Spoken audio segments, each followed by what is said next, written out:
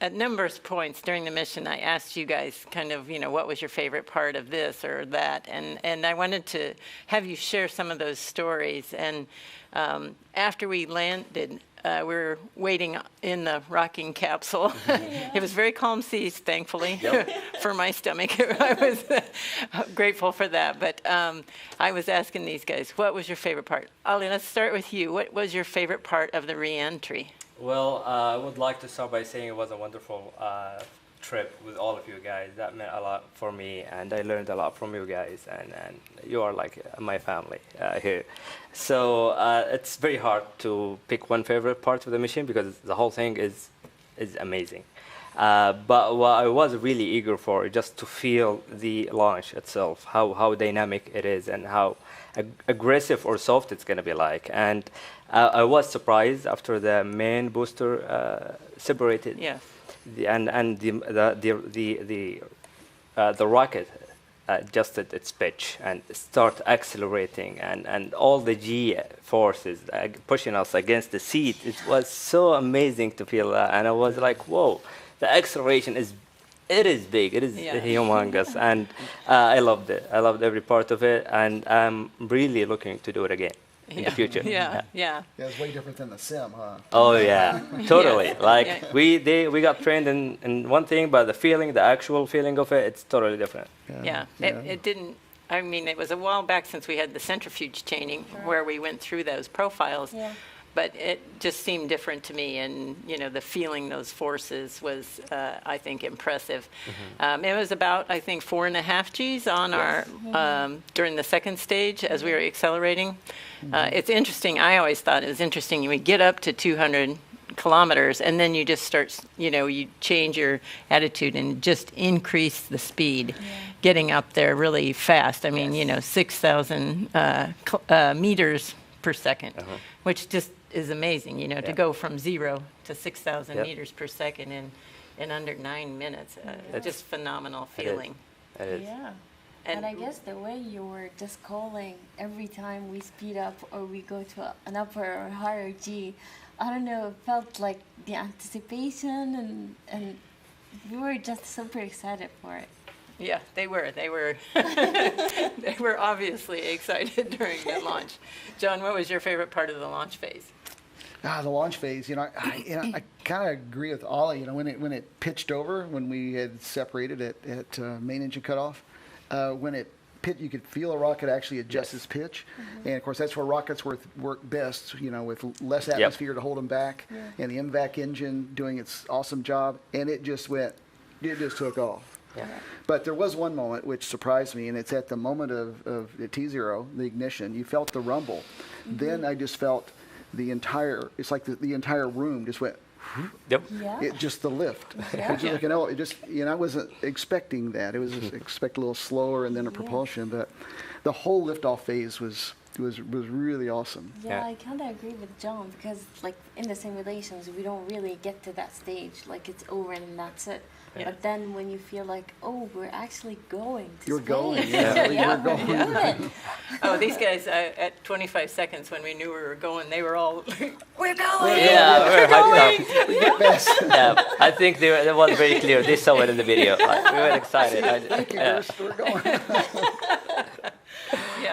It was really fun. Yeah. And how about the re-entry? What was your favorite part on re-entry?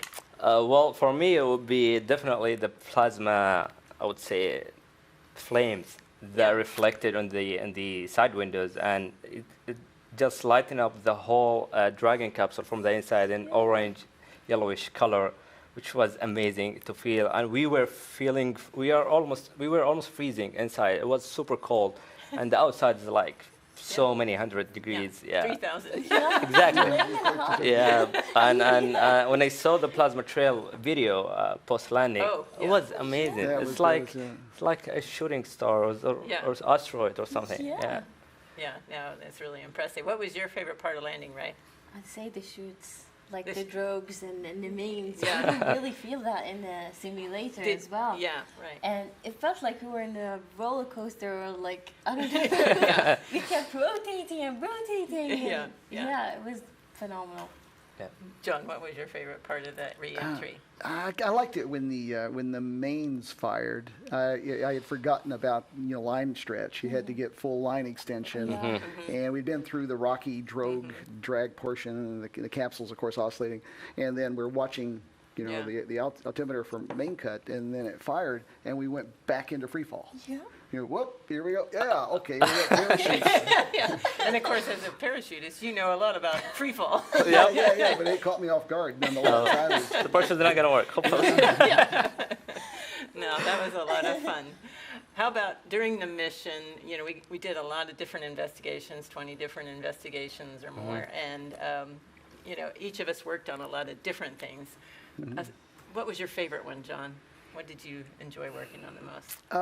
Well, there's science and STEM. I was involved really heavily in STEAM projects, reaching out to classrooms, and I so much enjoyed that.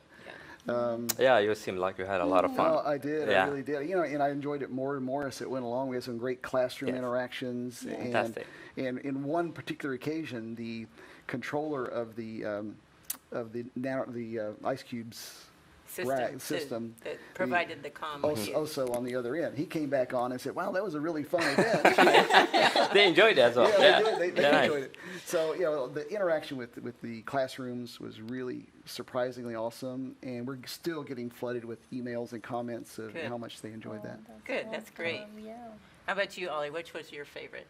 Well, I would definitely agree with John interacting with the student kids, and it was amazing, and to feel their excitement and their words and how excited they are and proud of us and how they are really looking for this moment and doing the experiments. We had like educational and science experiment with the kids as well, and having them asking these questions like, why does it look different in space, and how do you sleep, and it was so simple, but it was amazing. And from the scientific part, it was very important for me that we did the cloud seeding experiment, which hopefully we are bringing back a lot of benefits from it, and hopefully we could develop new technologies in Earth, because it means a lot for us, especially in Saudi, to fight desertification and to pursue the Vision 2030 that our Crown Prince has started almost 8 years ago. Yeah. So we need to open up an umbrella store if you're successful. You'd be the first one on the block. It's gonna be grown business. Yeah. How about you, Ray? What was your favorite experiment? Well, I'd say fighting with you over LSD. Well, you won most of the time. Yeah, she won the belt. Yeah. Glove boxing. So, did you enjoy any of them in particular, or you just loved any of them in the glove box? Well, in the glove box, I loved starting with the DNA nanoparticles. It was very fascinating for me just to see the particles form in front of my eyes, just to see how the substances change in formation and how the bubbles and the zero gravity helps with that. It was fascinating for me to even see like the media and how it behaves in the RNA response experiment. Yeah. Like I saw all the vials very full, and I was like, we're only gonna get like 14 microliters out of that, and it just hit me that because like the viscosity and how the surface tension works, it is really hard sometimes to get that little amount and put it onto the cells. I don't know, to me, it was a mind-blowing experience, just being in the LSG. What was funniest to me was when she was in the LSG, and she had a plate, and it's open on the top, and she's carefully put media in on top of these cells and different substances. And she's trying to slide it into the bag. And I'm like, you can turn it over. And she's like, no, it's got to fall. It's giving me a heart attack. I've worked in it for an hour. Yeah, I don't want to screw it up. So they handed it out to me, and I held it up for her. She's like, oh. And I'm already working sideways, but like my brain does not like comprehend how that works. I mean, to be honest, I was super excited to see Ray working in the glove box. She had a militant discipline in there. Like I've come by offering her drinks or food, and she's not giving me anything. She was focused. Gotta finish this first.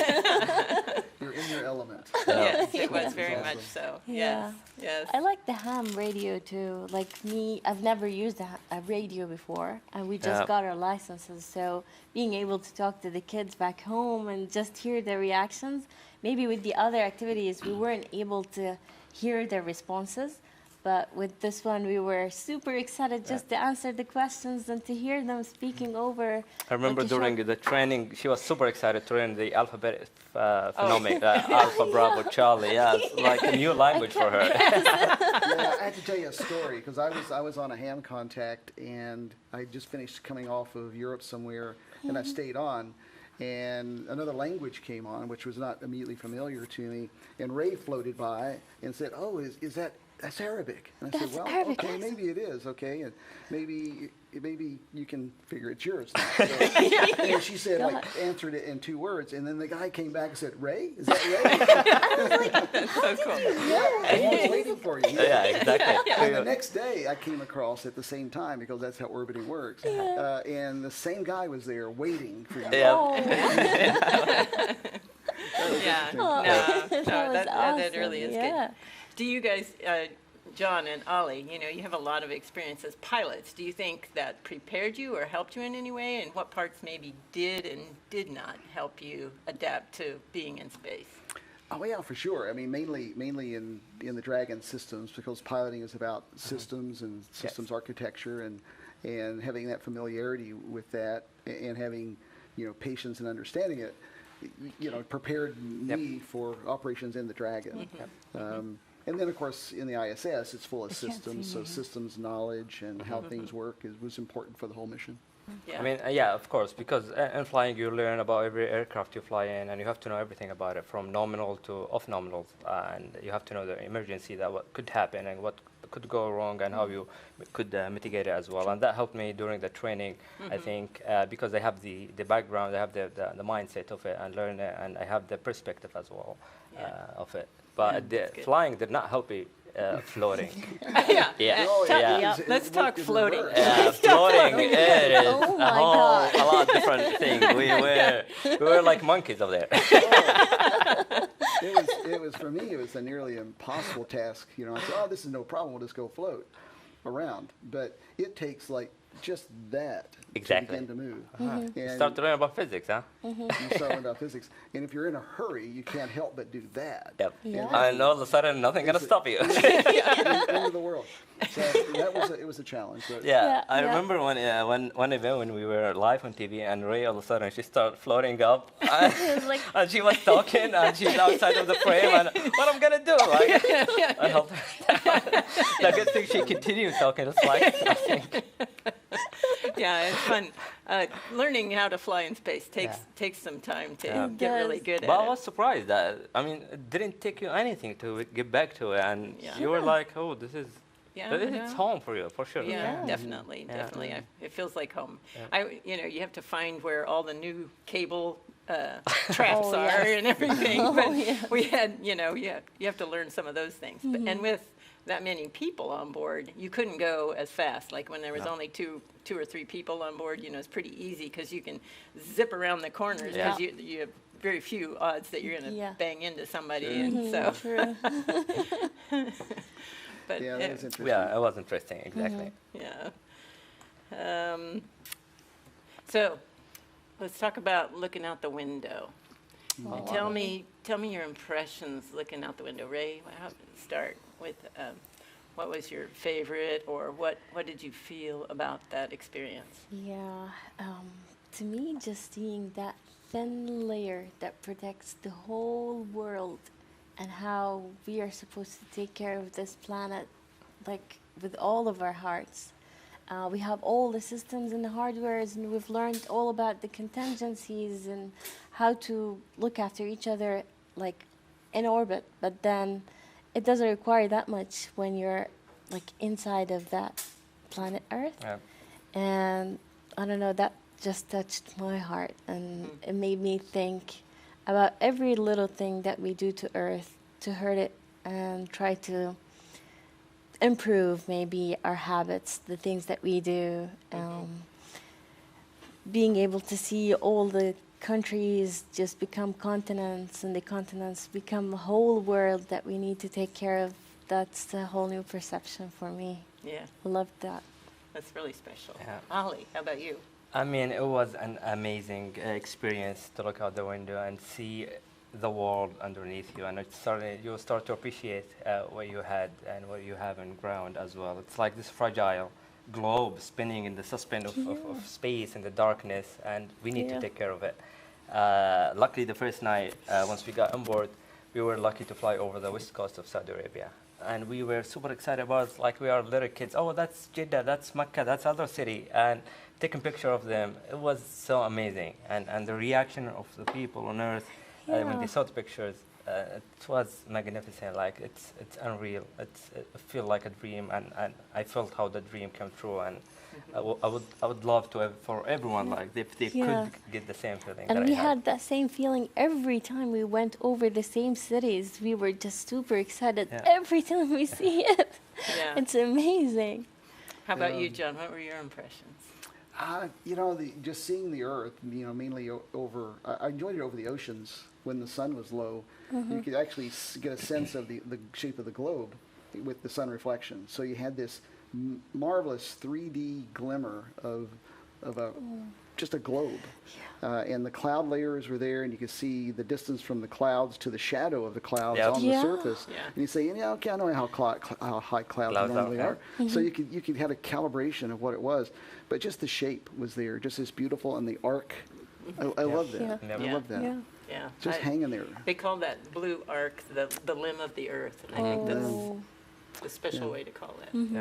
Yeah, and the visibility that you have, you're recognizing that you're seeing 250 miles in a straight line, and you're looking at objects. There it was fascinating. And I remember your advice about studying some geography before going. I did some of that. Yeah, I just think to be able everybody to know to have a perception of where you are, and you know, it's I'm not great at geography, but after 600 plus days, you know, I always appreciate that, I could tell when I'm over, northern Africa and the Saudi area because of the desert. Because the reflected light that comes into the cabin reflects off all that sand, and it's this peachy color, and I just love that beautiful feeling of warmth. Maybe not more than I do when I'm in Saudi. I know. I remember your visit. I think I was able, but I think I'm not sure if I told you that I was able to spot a plane flying over the Pacific. The contrail? I saw the contrail, and I trailed the contrail until I saw the exact plane. It was amazing. I mean, I couldn't take a picture of it, but at least I saw it. Yeah, I saw a couple of those. That was fun. Yeah, sometimes you can see the wake pattern from some big boats too, as well. Sometimes you can see those if you happen to catch one at just the right time. So I How about you? Like, what did you enjoy the most? Well, your first trip back to the window, to the cupola. To the cupola. I really didn't get to spend a lot of time in the cupola, but I had one experiment in there, and we were troubleshooting some issues, and so I was hanging out, just kind of waiting, and I got to see a beautiful sunrise, which to me is always amazing. In space, sunrises happen pretty fast when you're going at 17,500 miles an hour toward it. So they happen pretty fast, but it's just really interesting. First, just the slim blue line that's the atmosphere, and then you get more and more color in that arc as the sun comes up around the planet, basically coming into sight. And of course, once it gets above the horizon, then it's this brilliant glare that you can't even look at until it gets above the station, and then you can see it. I would have to say one of my favorite views, though, on this trip was Ali and I had just gotten out of our suits on the re-entry. So after we'd undocked and before the actual re-entry part, we got out of our suits for a little while. And as Ali pulled off his suit, he's like, "Look, the station! We can see the station!" And that was so amazing. Exactly. So I maybe broke a little protocol and told John and Ray to get out of their suits real quick, because you need to see this. You got to see this. That was amazing. Really We were awesome. up on top of it and watching it, the whole thing The in front of solar you. arrays Yeah, we and followed it for half an hour. And on it's trail. super fast. Yes. Yeah. Well, we had originally gone Yeah. up and behind it, and then Exactly. came around, and we could see up to it as we were in a lower altitude and going around it. So it was very spectacular, I thought. Special. Because even on the shuttle, I'd done a fly around on the shuttle, and this was, kind of comparable to that, and so it was really special to see the station, in its full beauty. Yep. So that was kind of a very special moment for me. So maybe let's see what the media would like to hear about. All right. Oh, yeah. Sure. Okay, all right. Thank you so much. That was such a joy to watch and listen. So thank you so much for sharing so many great stories. I know that I'm going to probably watch that video on repeat just to relive those moments with you. We have some questions from the media that we want to get to, and we're excited to hear from them as well. So we're going to start. If you're a member of the media, if you're on the line, remember you can use a chat function. You could also submit your questions on social media through the hashtag AX2. So one of our first questions is Marcia Dunn from AP. She has a question for especially the 3 new flyers that we have with us. Were there any moments during the flight where you thought to yourself, yikes, what did I get myself into here? This is scary stuff. Please explain. Thank you, Marcia. Well, unfortunately, or fortunately, no. I never had one of those moments. We had so much work lined out in front of us that was the main focus. And then where to find supply. It was a trip of organization, getting your feet under on the ground. But during the entire trip, it was all about. Occasionally, I would stop and say, I'm in space. How cool is this? Yeah. So you just had to stop about once or twice an hour and say, why am I in such a hurry? I'm in space. Let's sit here and enjoy this moment. Yeah. But no, never any anxiety about all of that, no. Yeah, same thing. I mean, I was really excited about just thinking that I'm in here. I made it. I'm in space, and trying to adapt to living in the ISS and being weightless and everything is floating. All right. I know there was one thing you guys were maybe a little afraid of. The toilet. The toilet. Were we? We agreed not to talk about Yep. that. Are we going there? Okay. No, we don't have to go there. Yeah, we're not going to paint the picture. We were told to fear it. Yes. Yeah, I did tell you to fear it. Yes. Because there's only one, and you also a signal. But I don't think there are any mishap problems. I think we were perfect toileters. Operators. Yeah. I don't know. Yeah, I'm not going to talk about Rest it. assured. It was an always. experience. Yeah. But definitely needs Okay. planning ahead. All right. Let's see if there's any more questions. Good call, Commander. Good call. We're going to switch over to Arabia from Saudi Arabia. They're asking, what experiments or research projects was Rayyanah involved in during the mission in which the outcome shocked or surprised her? Rayyanah? Ooh. Well, I'd say I mentioned working with how microgravity just affects the solutions in the media and how the cells behave and how many bubbles you could get in one tube or one well, while on Earth you could just blow and all the bubbles will disappear. Of course, you cannot do that in space. So these are one of the things that I learned.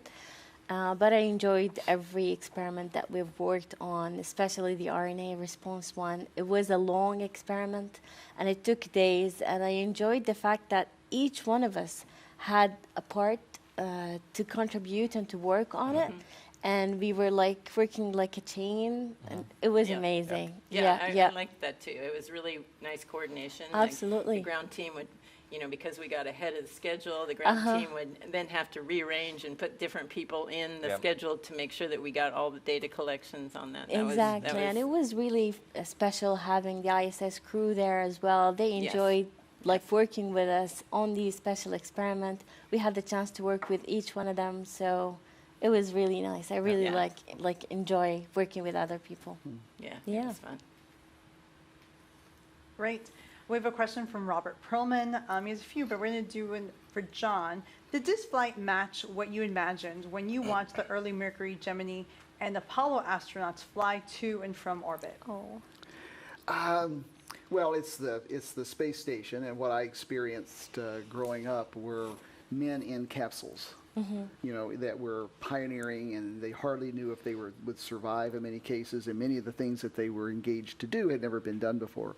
On the station, we're there with with a program script of interactions and things to do. So it's a little different, but I was prepared for the episode of launch and being in space and seeing the Earth. So that matched all my expectations, or exceeded them, I should say, in all those cases. But my enjoyment of spaceflight following that since I was 8 years old, this far exceeded that in a pleasurable way, and gave me, such a great feeling about, the work we did and continuing, human spaceflight. Yeah, great.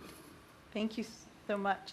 We have a question from the Houston Chronicle for Rayyanah. Before the mission, you discussed your experience researching stem cells on Earth. Can you describe what it was like conducting those experiments in space for the first time? I think you've shared a little bit about that already during our conversation. Anything else that stands out? I think with the stem cell experiment, they were adherent cells, so they behaved differently than the other experiments that we've worked on. It was amazing how, like, Ali would come to me and say, oh, they come out of the microscope and they look really healthy and really great, and then we would move on to, like, the next. So working with stem cells, I'd say, on Earth and in microgravity, they're totally different. Yep. Thank you. Ali, how will your research into cloud seeding on orbit be put into practice in Saudi Arabia? You talked a little bit earlier about it, but any real-life implications on how they'll use it in the country? Well, we are hoping to be able to develop new technology coming out of the research we did, which is we are trying to figure out what kind of materials or things or add-ons we could add it to the formula and maybe make it more effective and increase the efficiency of artificial raining. And as you know, now it's only 30% chance of the cloud seeding that to be effective. But now we are hoping to make it more than 50%. Yeah. That'd be great. Yes. Exactly. Yeah. Successful. And it's going to be beneficial for so many countries. Yeah. Absolutely. Yeah. Very impressive. A question for Peggy from Melanie from WFTV. I'd like to know if Commander is ready for her next trip to space. Oh. Yep, I'm ready. Let's go. Especially if I can have a crew that's great as this. Oh, thank you. Peggy. Thank you. Fantastic.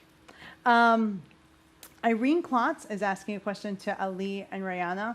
What do you think would be a good next step for the Saudi human space program? Well, we are really looking with this program to be able to develop or to attract the most talent we could by developing a human capital in the space sector in Saudi Arabia, and being able to conduct our own research independently in space, and also just increase the curiosity, the interest of a new graduate in the STEM fields, which is science, technology, engineer, and math. Yeah. How about you, Ray? What do you think? Well, I like the fact that they have those exhibitions back in Saudi Arabia that really resembles the life that we had on space. So I remember kids speaking about how they were able to sleep, just like Ali, using the sleeping bag and just trying to do experiments, trying to understand how the rocket launches. That really brings warmth to my heart to see that amount of inspiration that they got from this short mission. So we're probably looking forward for upcoming missions, of course. Yeah, absolutely. Yeah, and I will say I really enjoyed all the content that was from the Saudi Space Commission website that shows a lot of those centers in play and the dozens, thousands of students and kids and families that have gone through that. So I've really enjoyed watching those videos and the impact that you all are having in your country. We're going to go to the next question from the Orlando Sentinel. This is for John Shoffner. You've had a hand performing 2 activities tied to MIT research, but I'm particularly interested in what it was like to don the skin suit. What did it feel like getting it on and off? And from a bigger standpoint, what are your thoughts in being involved with something that could lead to humanity's expansion to become interplanetary? Well, I love the thought of doing something, and as one of my protocols going forward in this mission was to engage in products and experiments that are to advance our role in going to space. So that was one of the things I was most adamant about, looking to children that are aspiring to space and then helping current technology.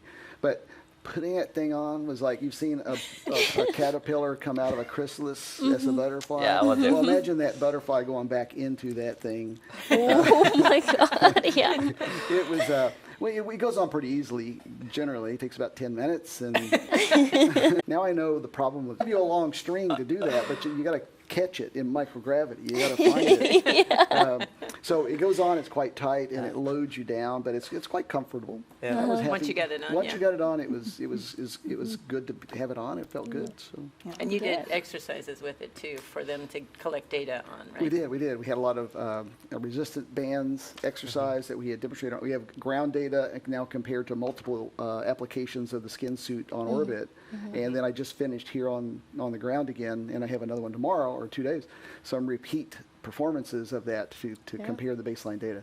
So we're trying to determine a method for the countermeasures, the effect of being in microgravity over a long term, so that both long and short, so researchers can go to orbit for the short term and come back multiple trips and not suffer this horrible readaptation that sometimes that we do. Yeah. And also in long term to maybe limit the applications of exercise that are necessary to help lower that. So yeah, I'm happy to be involved. It was a great trial run, and the team's doing an awesome job crunching the data. So. Yeah, Good. that's I mean, cool. I don't know if you allow me, that I found it funny and interesting that every time he put on the skin suit, and he asked me to measure him with a measure tape and see his height, and he was surprised that he didn't get any taller. And I was like, can I measure myself? And I got 1.25 inches taller. Taller, yeah. So Yeah, it's interesting, like the effects of microgravity in each individual. Yes. Sure. That's fantastic information. Rayyanah, we have a question for ABC about your grandmother. I know you talked a lot about her during this trip. What have you told your grandmother about your trip, and what are you hearing from girls in your homeland? And I will add something. What did she think when she saw you wearing your earrings in space? Oh, well, definitely brought tears to her eyes. I didn't want to make her cry, but she was very happy to have like that moment to see her earrings go all the way up to space. And I think And maybe with- her granddaughter too. yeah, I think she has more fans than I do right now. Yeah, it was a special moment just speaking to her, and she was very happy and assured to see me every day on TV. I think that was very comforting for her as well. Yeah. Thank you. We have a question from Sophie Sanchez from Cosmin Chicago. For Peggy, were there any instances of real-time decision-making during the mission that you had to make for your team, specifically during flight or landing? Real-time decisions. Let's see. We were changing timelines around a lot, and so we had to make decisions on who would do which tasks, and as we would, slide the program around to fit the timelines that we had to make for some of the experiments. And so I did a lot of help with that, trying to rearrange everyone's schedule and readjust as we marched along our timeline. Yeah. So. Yeah. Peggy, I have questions from Collect Space and from ABC, and I'm going to put them together. But it was, how was your shortest space flight to date, and also your recovery from this mission compared to your long duration missions? Yeah. So usually, I adapt quite well going up into space, but coming home after long duration missions, I don't feel so hot. Gravity sucks. But on this mission, I was hoping that being short, that I wouldn't have those negative effects on landing. And unfortunately, I did have some of those negative effects. It wasn't as bad, and I recovered much more quickly than I did after a long flight, but they were there still. So. Yeah. But we got through it. Yep. Yeah. Great. Another question for Peggy. We spoke before the flight about the differences in training across the 3 spacecrafts you have flown aboard. Having now experienced the power of 9 Merlin 1D engines, how would you compare it to a Soyuz or even shuttle? And congratulations to the entire team for successful mission, and that's Jay Keegan from TLP Network, the launch pad. No, it's very different. Each of the vehicles is very different. The shuttle, of course, had much more thrust, 3.3 million pounds of thrust, and when the solid rocket boosters ignited, there was absolutely no question you jumped into the air. The Soyuz was much slower on the ascent. It's got a very elaborate mass detection system that once the thrust equals the mass of the vehicle, then it holds it in the air until then, but then it falls back. And so there was a half a second where I'm like, are we going anywhere? The Soyuz. The Dragon was much faster in its response at the initial launch. You felt it immediately, the thrust. And I felt like the staging was very similar in all the vehicles. In every instance where you dropped like the SRBs on the shuttle, or that you dropped the solid boosters on the Soyuz and et cetera. It was all that staging where you kind of go into your harness as you float for a second, you know. And what was interesting on the Dragon, I thought, was how long it took to build back up to 1G on the Merlin engine as we in the second stage. I thought that was interesting that it took some time, probably 30 seconds or more before we actually built back up to 1G. Oh, yeah. Thank you, Peggy. We have another question for you from the Houston Business Journal. How did visiting the space station feel this time, knowing that we're about less than 10 years away from its eventual retirement?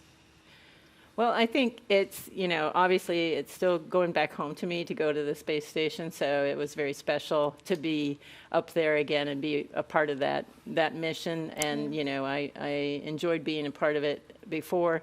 What's exciting to me about this phase is that, space is changing. It's, becoming more commercialized, and I'm really excited to be a part of that and to share that with my crew. Yeah. Thank you, Peggy. And following up on that, this one's for John, Ali, and Rayyanah. Having now experienced a week aboard the International Space Station, what advice would you give Axiom Space about must-haves for the future Axiom station? Okay. An easy-to-operate toilet. A gym, some form of exercise area, like the station has. That's important. We did not use the station equipment on this journey, but I would have enjoyed a chance to, keep Exercise. things, working. So, of course, that. Yeah. Ray, anything to add? Well, I think since I have that crew quarter, I was very comfortable. So I don't think I have any more suggestions.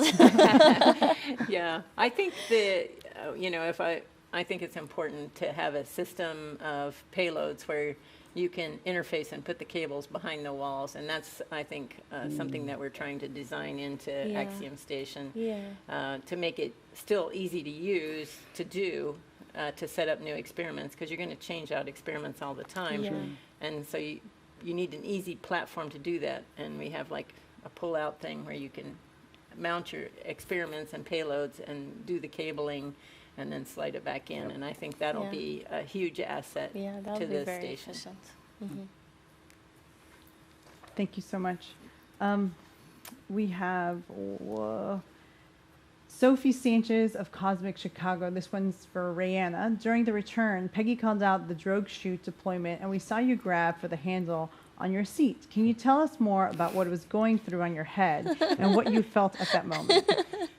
Well, during the Sims, we really did not live that kind of Sensation. Yeah, the sensation of how the drogues will work. So when you said that, I was like, what should I do now?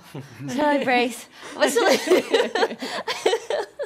It was running through my head, and then to me that was actually the star of the moment of landing. It was really amazing.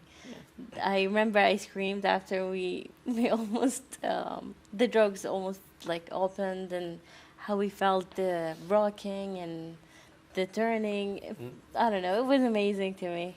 Yeah, it's interesting that it doesn't take that long being in space to where, you don't realize how heavy you are. As we were coming in during the re-entry, I said, "Okay, guys, we're up to 1G." And Ray's like, "It feels like 5." It was. It was surprisingly And it heavy. was hard even to lift your head. And it's because your body very quickly forgets how much mass is associated with you, and then coming in and trying to lift your arm during the G's as you're coming in home, it's really dramatic. I think that sensation of G's after you've been in 0 G's, because on the launch 4.5 G's didn't feel as bad. Yeah. You're relatively adaptive. Exactly. You started out at 1, and then when you go from 0, it seems to change your perspective a lot more about. And also when the chutes deploy, the lateral, the other accelerations that you get, the spinning, the rocking, all of that is new to your inner ear and your sensations. And so I think it feels very dramatic, and it's probably not really. If we had done it on launch day, which we wouldn't want to do, but if we had done it on launch day,